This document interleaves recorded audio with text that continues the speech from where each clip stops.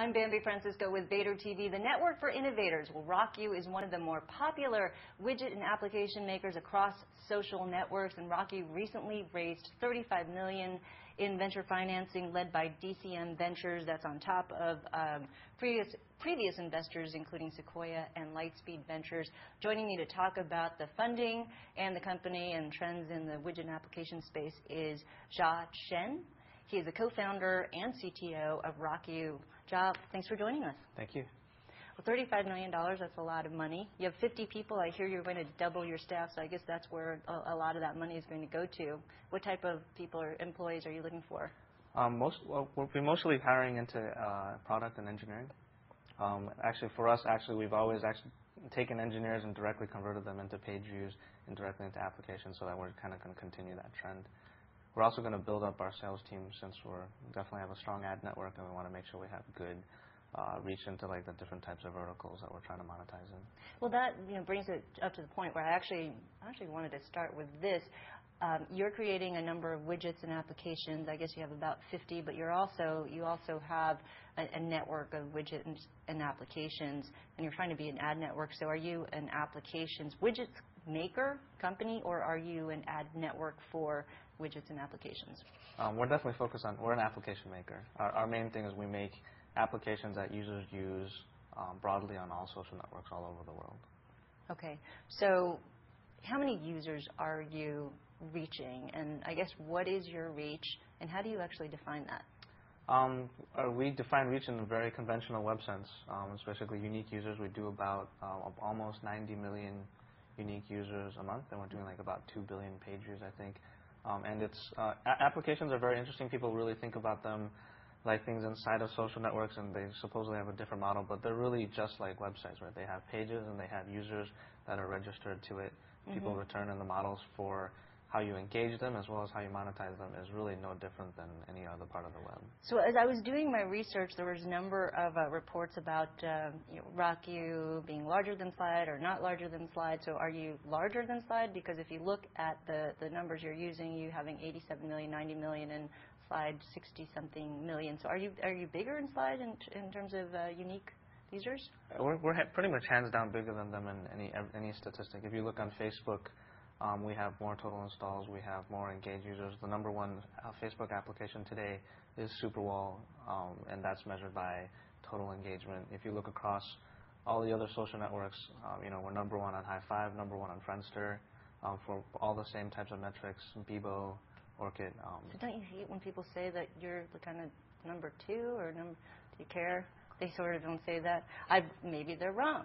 So what about page views? 3 billion page views, because that's really the inventory that you're going to have to that you will monetize with advertising, right? Yes, that's about 2 correct. billion.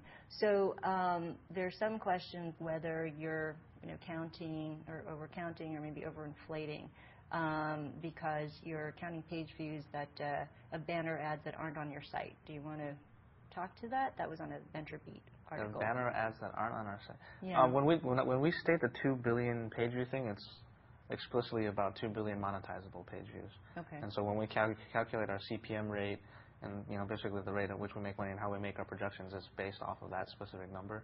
Any pages that aren't monetizable aren't important to us as far as like when you report that. What are the CPMs on your widgets or applications? It really varies, right, actually, because if you think about, for instance, when Yahoo goes and reports their CPMs, we actually think of our applications in very similar ways. It's all about context, right? So, for instance, if you have Yahoo homepage has poor CPMs compared to, for instance, Yahoo Movies or Yahoo Auto. Or finance. Or finance, right, because they're very targetable verticals. The same thing applies to us, right? We have basically large reach channel applications. Superwall is a good example. The CPMs are lower on that as compared to, for instance, like a vertical app, for instance, like speed racing or something like that, otherwise. So what are they on Superwall? 20 cents, 10 cents, 15 cents? I think recently, our numbers are getting better by the day. I think we're seeing probably like 30, 40 cent CPMs. For Superwall?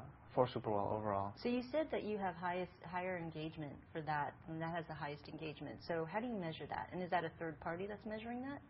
Engagement is an explicit statistic measured by Facebook. So when you go and look at the Facebook application directory, the only metric that they publicly show for any application that they measure is considered engagement. and that's basically daily active users. Okay. Which is a fairly fierce metric to kind of maintain by, actually. That's tough. Yeah, it's tough. It's a daily. So it's what really do you do daily. to keep them constantly engaged in Superwall? It's a combination of it. I mean, in general, it's actually about broad. It's a very broad experience that is actually applicable to all Facebook users, and I mean, we basically create a really strong product. You have to constantly create and modify and change every single day. One of kind of like the main competitive advantages of RockYou compared to anybody else is that we really innovate very rapidly. People say that all the time, but like, if you think about Superwall, we created the application. We thought of the idea on a Friday, and we created it. We wrote it over the weekend. We launched it on a Monday. We literally push out a new release for that application every day.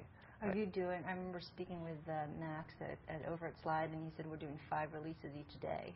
5 releases across what? Across the network, I guess, across his. Right. So if you think about, we do an application release for Superwall single day, which is our largest application. On a day-to-day basis, we actually do about 40 to 50 releases. Is the widget business about the long tail for you, or is it about Superwall hits? Oh, it's definitely about the long tail. The application business is definitely entirely about the long tail. We're building, I mean, applications are it's just like a website. We're going for long-term engagement, returning users, a long experiment, and a long-term experience with users. And so we want users basically to continue to go and basically maintain and use the applications. Okay. And so when you actually have an application on someone else's site like Facebook, can you actually monetize that? So if somebody's on Superwall and I put it on my Facebook site, you can monetize. You're monetizing that now? Yep, fully monetizable in the exact same ways that you could do it on your own site. And will at some point the social networks want a piece of that? It's definitely a point of debate. It is definitely a clear risk for the space. The cool part about it right now is that basically there is so many large competitors in the space, and they're all actually competing for developers like ourselves. Mm-hmm. And the monetization is the main reason why and developers actually go to specific sites. Talk about the competition. So did Open Social, which presumably created a whole bunch of new competitors creating applications and widgets, but maybe opened up some opportunity for you. Was that helpful, or did it just provide more competitors? Open Social is extremely helpful for us. Prior to it coming out, all the other social networks, for instance, MySpace, High5, and Orkut, weren't even going to launch platforms, or they were talking about it, but the large technology barrier to doing so and figuring out all the kind of like pitfalls and with rules and whatnot really kind of was going to put them, 6 months to a year out from before launching a platform. So we weren't able to deploy applications like effectively there. Once Open Social came out and they actually adopted it, it was really easy for us to launch, and we've actually really established leadership positions on all of those platforms. A strong ecosystem is very important to us, actually. If we're the only person there and there's no actual ecosystem, as far as like a monetization for advertisements and kind of like a whole community that actually really drives a social network to actually kind of like improve the platform, all of that doesn't exist. Also, with all these new app makers, you really want to be the ad network for those app makers. So the more app Yep, that's makers, exactly that's true. great. If you look at the top 40 applications on Facebook, for instance, like over 60% of them use RockYou as an advertising. But were they created by RockYou, or did you aggregate them? Oh no, this is out of the top 40 that aren't RockYou applications, 60% are. But you're also aggregating other people who don't work for RockYou, who aren't creating apps Yep, exactly. for RockYou. They use our ad network. And they're using your ad network. How is Madison Avenue? Is that challenging, selling applications to Madison Avenue? I mean, that's what you want to be, an ad network, so you're probably going to have to knock on their doors. Well, I mean, we're definitely doing an aggressive job in doing that. Slide is also doing it. It's always nice to have competitors in the space to actually, when you have a real industry, like you're actually going to go out and educate the industry as an entire world. So what's the big challenge? The big challenge isn't that bad actually, because like typically our stuff is almost associated to kind of rich media, and a lot of that type of placement and that kind of like internet budget stuff can actually cross-apply to our stuff really well. The cool part about it is that Facebook, RockYou, Slide, whatnot, like has done a really good job of establishing our name. So whenever we go to Madison Avenue now, it's not about, hey, we don't have to explain social networks. We don't have to explain who RockYou is. They know who we are. They just really have to understand the context of why it's going to be effective for them. Everybody knows that when they're trying to advertise and market to kind of like the youth, social networks are the place to be. and they really actually understand that kind of like applications are the effective place to go. Do you really feel that they've embraced it? They get it? I don't think they definitely get it. They know about it, and they're very interested about it. Right? So there's a huge curiosity about like what they can do about it. Obviously, there's not a huge adoption rate yet, right? But everybody knows about it, so the education process is well along the way. So are you trying to sell them on impressions, or are you trying to sell them on engagement? Both, really. I mean, and not to like kind of weasel out of it, you kind of have long tail advertisement. It's really just like the web. You kind of like have lots of page views, and you can monetize them in different ways. If you look at, for instance, like the screenshot of our site right now, you have really kind of more engagement-based type of advertisement stuff that's not CPM-based, right? It's really about kind of doing a sponsored advertisement, sponsored products inside of our different types of products, and that's really about selling the engagement. Okay. I have a couple more questions, and one business-related, one more about just the behavior on your site. But in one of the articles in VentureBeat, it says you're valued at 200 to 230 million range after the 35 million raise. Can you confirm that? It's around there. Okay, good. So you confirmed it. Thanks. Okay. Where do you see, you have $35 million. Where do you see, what's your exit strategy? Our goal is actually to become a top 5 site in the world. We're already at 60% penetration on Facebook. We intend to replicate that with every major social network literally in the world, right? So we're big on the ones that we've already listed today. And we're definitely looking at whatever other types of interesting social graphs are actually coming along the way. Okay. And final question about just kind of the behavior of the people on your site and evolving culture online. What have you learned about human nature, just following and observing all the people who are on your site, the millions of people on your site? Oh, sure. Like, the big thing for us is actually each social network is actually very incumbent in a core demographic.